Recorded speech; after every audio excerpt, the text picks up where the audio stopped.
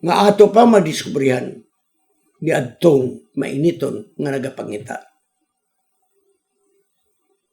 Busa, magamit nato kining gitawag sa Latin panahon ni Martin Luther, sola scriptura. The Bible and the Bible alone mao ang tinubdan sa atong pagtuo sa kamatuoran. Kung ano na may ubang mga sinulat, kinahanglan atong itandi sa Biblia. Kung wala ba ang mga sinulat, magkasumpaki sa kamatuoran sa Biblia. Natry mga supplemental ng mga banasahon. Aparatong taon kung wala ba kini magkasupak sa patakaran sa balaang kasulatan. Ayaw pag-adto sa Biblia kung ano na mga kaigsunan. Rather, kung na mga hagit sa imong kinabuhi, sa imong panimalay, sa imong trabaho, sa imong negosyo, dagan sa pagtuon sa Biblia.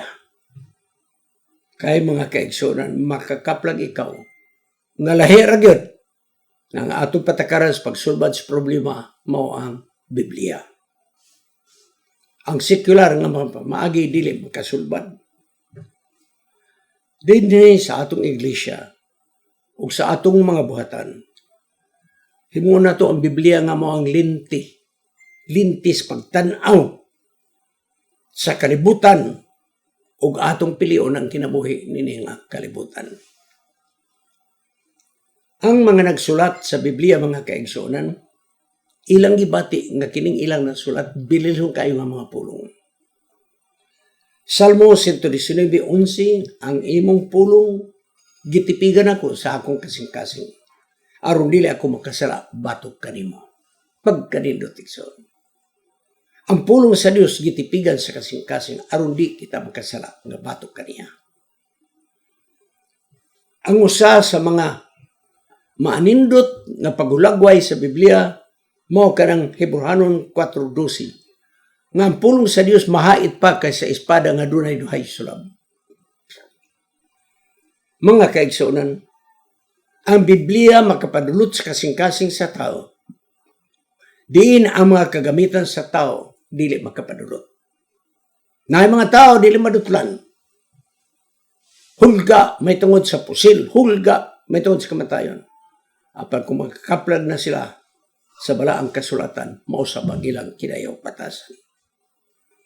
Kung ang imong kasing-kasing nadugmo, ug unya imong nakita ang murag na bungkag na ang imong paglaom, ang Dios nagasulti dinhi sa kamatuoran sa Biblia nga kining kalibutan ang atong gipuy-an nagakausab. Gunita sa balaang kasulatan. Si David nagapamatuod kung unsa ang pulong sa Dios sa iyang kinabuhi. Salmo 119:50, mao kina nga akong kalipay taliwala sa mga kasakit, kaya ang imong pulong nagahatag og kinabuhi kanako. Kung ikaw gigutom, wala lang handom nimo ang pagkaon. Kung ikaw giuhaw, wala lang handom nimo mao nga ikaw makainom. Ngano di ba nato ni buhaton nga kanunay tayong gutmon sa pulong sa Dios. Kanunay katong uhawon sa pulong sa Dios aron mangita ta panahon sa pagtuon sa balaang kasulatan. Ang pulong sa Dios labihan kanindot. Sa una-una ag kasing-kasing. Sa diha nga kita makabasa sa Biblia, mapuno igsoon ang atong kasing-kasing sa mga saad sa atong Dios. Sa magbasa kita ni iniuban sa pagkamay ng puon, ablihan nato ang atong kasing-kasing. Kaya ka mga pulong igsoon dili mahimong usik kung open ang atong kasing-kasing.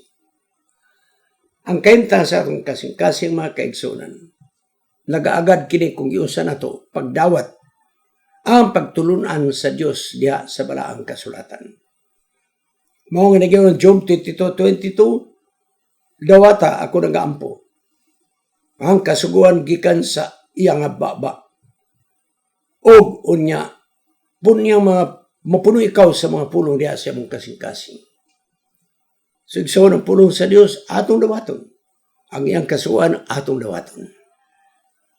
Ang pagka-espirituhanon nga pag-ila sa maayong sadautan, magkatabang ang Biblia sa ila kung sa maayo o sa dawtan. Nagunaw na manggudigsoon nga kada Biblia ang uban gunaw na nga mga binuang rana dili gyud na mga maayo. Di sila magkaplag og kamatuoran matud pa nila. Sayop na mga kaigsunan. Adunay dakong kalahian kung abli ang atong una magbasa tas balang kasulatan ug unya maabli ang atong sirado nga panghuna-huna mga kaigsunan. Mao nga sa Tesalonica 2:3 sinangingon mao ni ang katarungan ngano nga kanunay kita magpasalamat sa Dios. Nga sa diha nga atong nadawat ang pulong sa Dios. Nga kini atong nadungog gikan kaniya. Atong gidawat dili ingon nga pulong sa mga tao. Apan pulong sa Dios ang atong gidawat. Nga mao kini ang magabuhat sa sulod sa atong ginatuoan sa atong kasing-kasing. Ang Biblia igsoon magabuhat una sa tanan ni adtong adunay pagtuo ug ang Dios magasulti kaniya pinaagi siya ang mapulong. Nagadepende kini sa atong pagtuo. Apan ang Dios mga kaigsunan ang maayong balita bisag tutor kang pagtuo basta magpadayon ang kapagtuo sa Biblia. Nagingon mga kaigsunan nga gamay nga pagtuo mutabang ang Diyos pagpatubo niya na pagpadako. Mga makita nato ang Lucas 17:6 nga ko ang tao aduna na may lugas sa mustasa nga liso kadako. Ang iyang pagampo magkapabalhin og bukid ngadto sa dagat. Figure of speech lang kana mga kaigsunan. Busa ang Biblia makapaligon sa atong relasyon ngadto sa atong Dios. Kung kasing-kasing abli lamang na mudawat sa balang espiritu sa diha nga kita motuon sa pulong sa Dios uban sa pagpaubos sa atong kagalingon. May kausaban mga kaigsunan nga mismo kita dili ta makaamgo di ta magkamatikod nga nausab na day ang atong kinabuhi. So igsoon magbasa ang Biblia unas tanan ang atong kasing-kasing. Abli yun. Sa sinugdanan tingali ang mga kausaban sa atong kinabuhi gamay. Tingali di mo matikdan.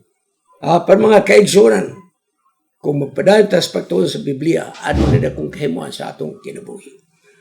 Ang balang espiritu magapalihok ka nato nga may mo kitang suod ngadto ni Hesus. O may mo kitang maalamon sa kaluwasan. O makita nato ang mga butang nga wa nato damha mga kaigsunan. Mura ta sinulat ni Ellen White. Ang pagtagad sa Biblia, ingon nga libro sa moral nga mga pagtulunan o sa lamang kana. Apan, ang mapinadayunon nga espiritu sa mga kapanahunan, mo kini ang atong pasukaranan sa kalibutan. Lahi igsoon, kung ang pulong sa Dios buhi diri sa atong kinabuhi. Lahi kung ang pulong mao ang atong kinabuhi. Lahi gyud kung ang pulong mao kini ang maghulma sa atong mga binuhatan o mga pulong sa atong nauna. Ellen G. White, Education, page 260. Para si Ellen White, ang paggunit sa pulong sa Diyos sama nga ikaw nagagunit sa ubang mga butang. Murag ordinaryo ra bitaw nga imong gigunit ang Biblia. Usa ra ka paagi nga imong gisalikway ang Biblia. Ang pagsalikway mga kaigsunan adto nag-angkon nga sila tumutuo. Labaw sa tanan ang ilang pagkamaduhaon ug ang pagkakalibutan sa mga batanon mudagsang kung ang Biblia di nato kinabuhian. Mori nga tag sumada. Ang unang gikinahanglan sa pagtuo sa Biblia mao nga tuuhan ato nga kining Biblia pulong sa Dios. Mao ni ang unang patakaran. Kung ang adunay mga kalibog magbasa sa Biblia, daghan silang babasa nga dili man nagkatakdo.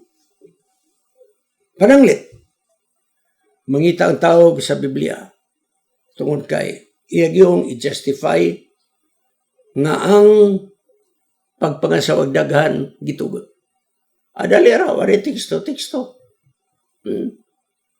Si Abraham, dagag asawa. Si David, dagag asawa. Si Jacob, dagag asawa. On and on, dagag asawa. Unya, kung gusto ka mo justify nga ang pag-inom sa bino, waray problema, matug yung kasinulat ni Pablo kang Timoteo. Ayaw pag-inom og lundong tubig sa kuti o gamayng bino alang sa imong kuto-kuto. Igsoon magbasa tag Biblia, dili pag-justify sa atong kaluyahon. Magbasa tag Biblia aron koreksyonan ang atong kinabuhi. Kung magbasa ka tag Biblia nga, naanatay da ang konklusyon, wa ginada ang atong pagbasa. Magbasa tayo igsoon, wala pa'y konklusyon. Magbasa ka tag Biblia igsoon nga puno sa mga bias o prejudices, na nang may tabo, kutob lang sa imong mga yan, mo'y imong kuhaon, ang wa mga yan, imong biyaan. Ang pagbasa sa Biblia, sama unta kini sa spons. Nga, mutuhok yun. Pananglit, kining atong itrapuhay sa magsabon kita og plato. Kana ba? Kana, mo ni kita og spons. Ispongha. Pagbutang ni mo sa tubig, suyo po ng tubig. Unta magbasa tag Biblia nga atong utok ispongha. Nga mutuhop ang puno sa Diyos. Maritas practical application. Ninay mga maalam ng mga tao, bantugan sa kalibutan, nga maayog yun mabasa sa Biblia. Pananglit, si George Washington, ang unang presidente sa Amerika, matod pa niya, it is impossible to rightly govern a nation without God and the Bible. Imposible kayo ang pagdumalas sa kagamhanan nga tarong kung walay Diyos o walay Biblia. Buti pa sabot, magdumala gani ka sa nasod na ay Biblia na ay Diyos. Sa Abraham Lincoln, mga kaigsonan, ang iya sang isulti na yun, I believe the Bible is the best gift God have ever given to man. All the good of the Savior of the world is communicated to us through the Bible.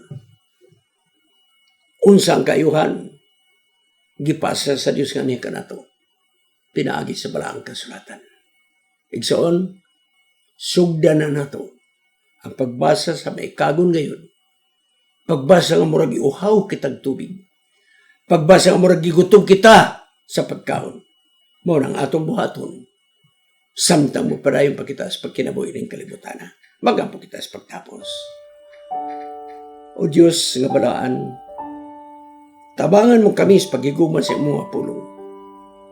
Ngunta kaming tanan adunay panahon sa pagbasa sa imong mapulong. Di kami magpasagad. Ang Biblia among ipasagdan sa balaya pangkaron. Tabangan mo kami nga may gugmaong kami nga magabasa nini. Aron makapausab sa among kinabuhi, makapasod sa among relasyon sa among Ginoo. Kining tanang pagadawaton sa ngalan ni Jesus Manluas. Amen. Kining inyong higala, si Pastor Wendell Munggaya Serrano, nga inyong igsoonusab, magkapadasig sa matagos sa kaninyo sa pag-like, pag-share, labaw sa tanan, sa pag-subscribe sa atong YouTube channel ng pangalan Wendell Munggaya Serrano ug ayaw kalimot sa pag-click sa notification bell hangtod sa sunod nga higayon magkita na usab kita.